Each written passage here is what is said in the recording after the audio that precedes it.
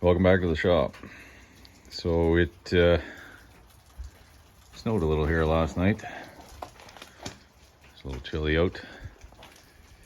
But I think we're going to tackle these busted off bolts today on these exhaust manifolds.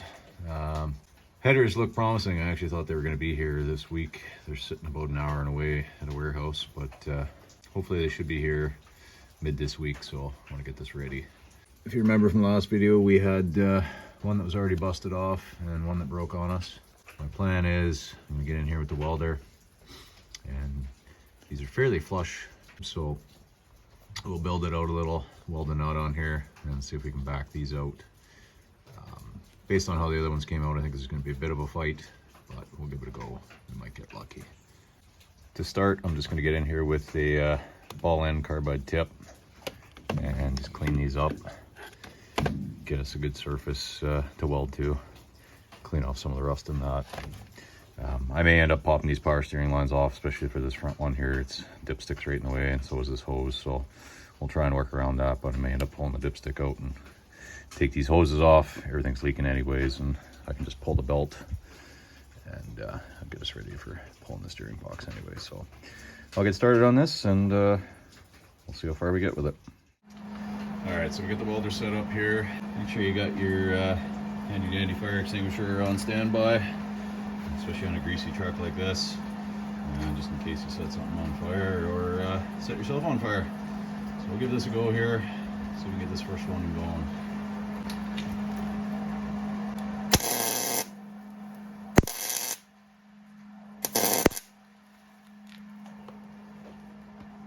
Okay, so we got a little nub there. Let's see if we can get a little nut on there to give us something to bite to. Okay, so we got vice grips holding, just got a 3/8 nut there, just on top of the little nub we made. This is a little tricky on these. You're kind of welding upside down and can't see a whole hell of a lot, so I'll probably take a couple rounds to get a good bite on this, but let's see what we can do.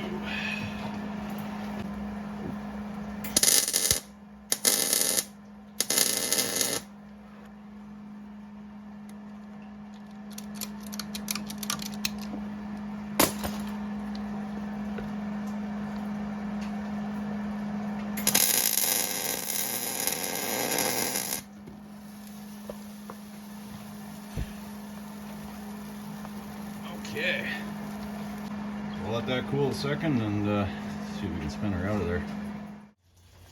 All right, so the first go was a failure. The nut just snapped off, which not uncommon. It's pretty rare that you get this on the first go, so be patient. It's just important you try and really get in there and get a good weld between the nut and the what's remaining of the stud, which can be difficult, but let's see what we can do. We'll try again. All right, so we got another one buzzed on there. This is the same kind of deal as I mentioned in the last video with the bolts that we're taking out. You don't want to go after them right after they're welded on here. Give it a chance to cool down a little bit. And it's that heat cycling too that helps. That's why often he'll do this round after round after round, and then you get to the end and it just spins right out. So we'll let this cool for a second and see if this one will come out.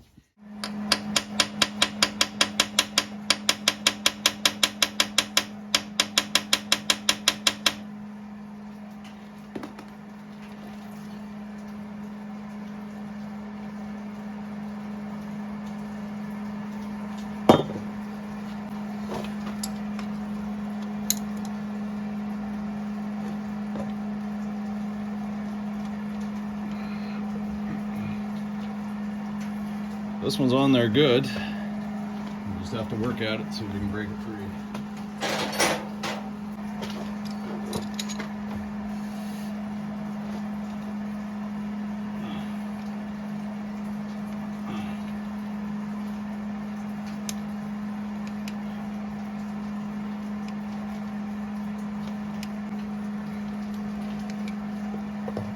All right, I think it's moving. I'm gonna go grab breaker bar. I ain't gonna be able to get this with a wrench.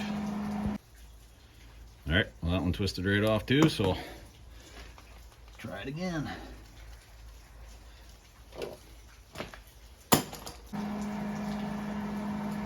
plan B. We're gonna weld a washer to what's on the stud there, and then it gives us a bit more. We can weld around the outside of the nut and give us a little more bite, so we'll give that a try.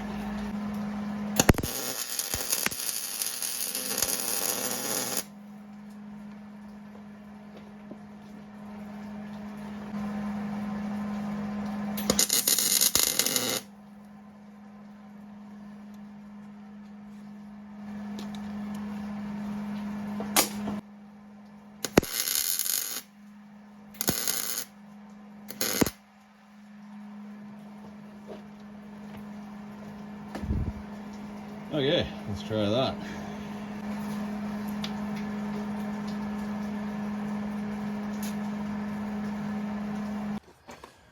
All right, well, we're on plan F with this one. I gave it a good couple goes with the welder. Wasn't having much luck. This one was really in there, and just kept shearing off. So I ended up taking my chances and just ran a 1/8" drill bit through, and managed to drill this out. So I just ran a tap through. So I think I may have lucked out and caught the original threads there. I took a carbide burr and kind of worked my way in to catch the center of the bolt, and then I just through drilled. Don't have any stubby length drill bits, so had to make my own.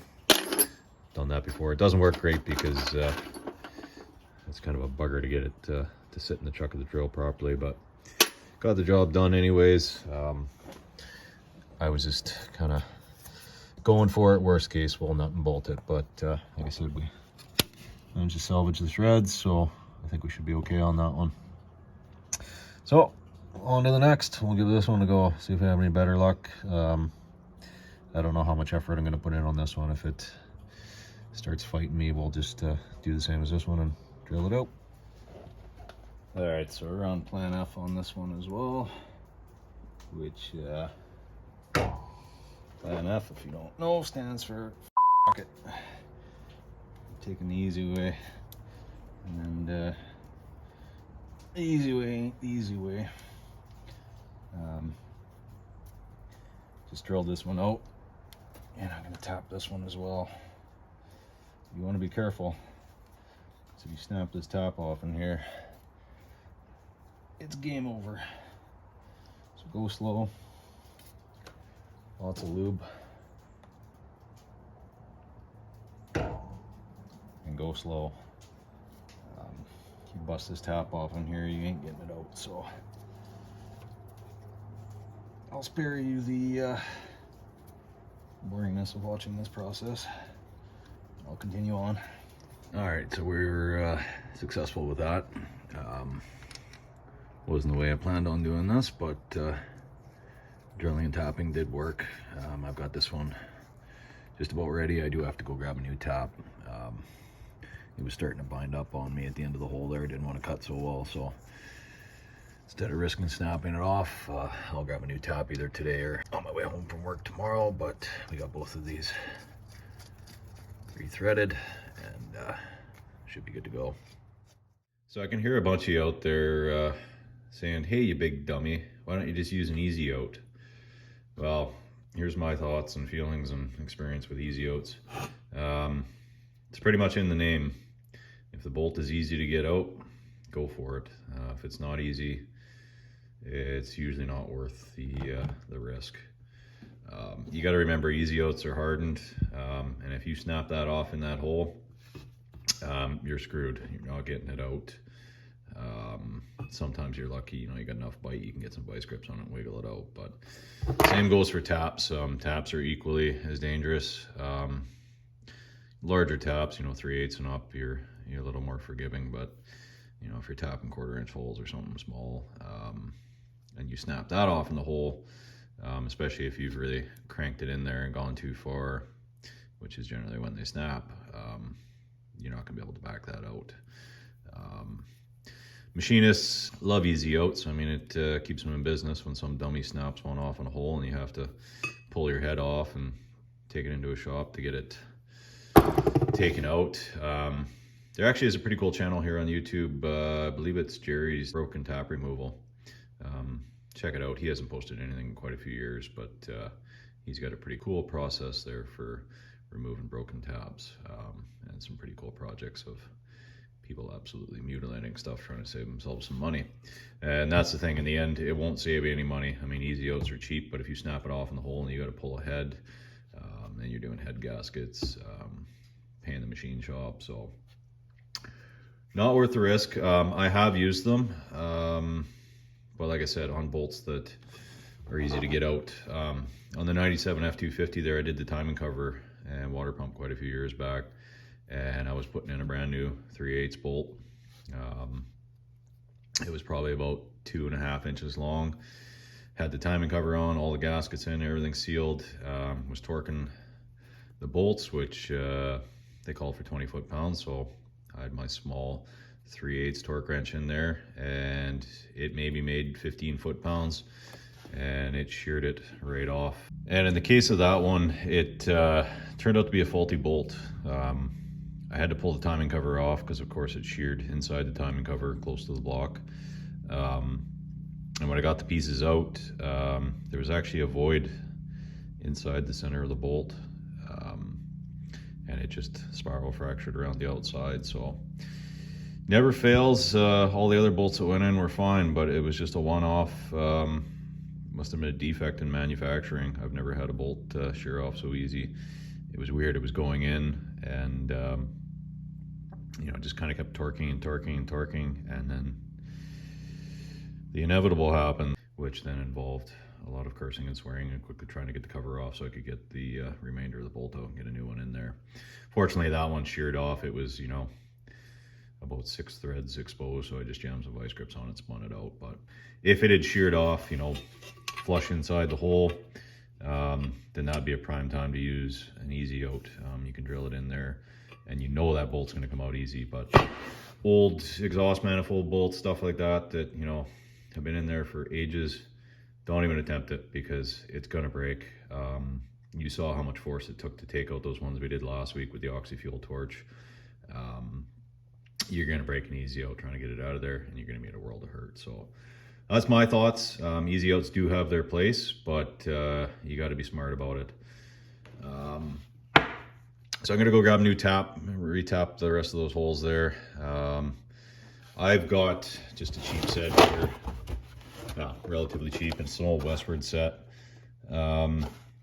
Sets like these, they're okay for, you know, chasing threads. They're really not the greatest for threading new holes. You have to be really careful. Take your time, use patience. And as you saw yesterday, make sure you're using lots of lube, plenty of it, and get yourself some rapid tap. I mean, you can get away with WD-40 and stuff like that, but this stuff is really where it's at.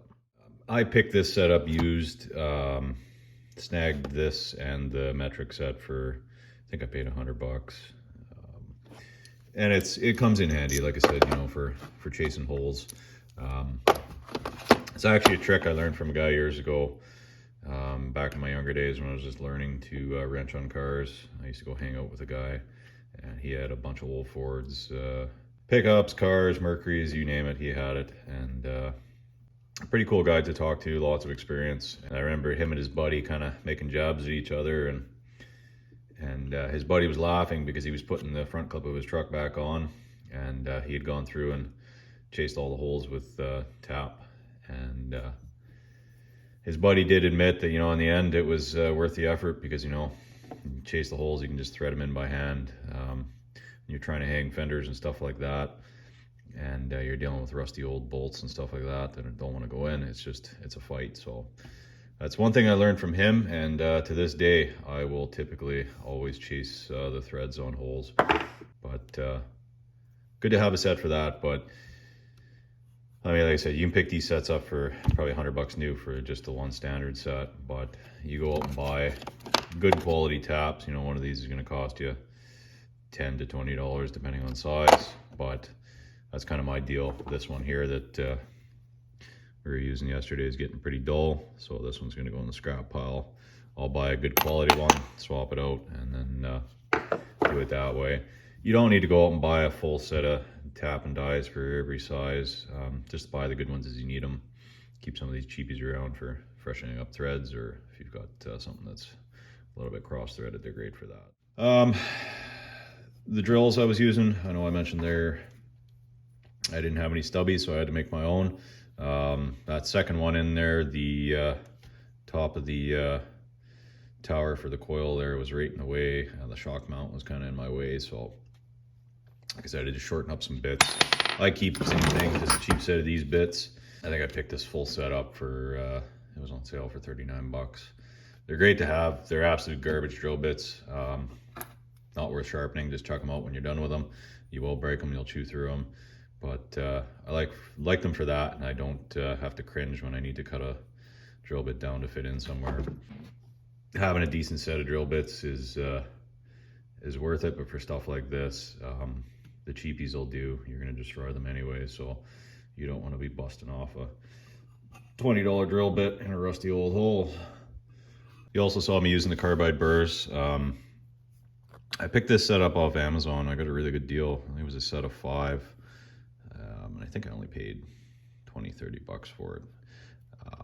Haven't seen a good deal since then, but super handy to have these. They're great for grinding, and like I mentioned yesterday, I used the ball one just to get in and clean up the head of the what was remaining of the bolt, and just give us a fighting chance of getting a good weld on there.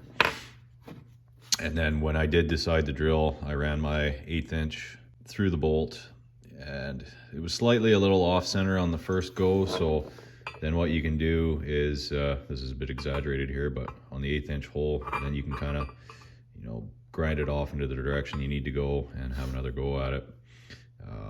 Even getting them started too, if you start going off, you can center them up again with one of these.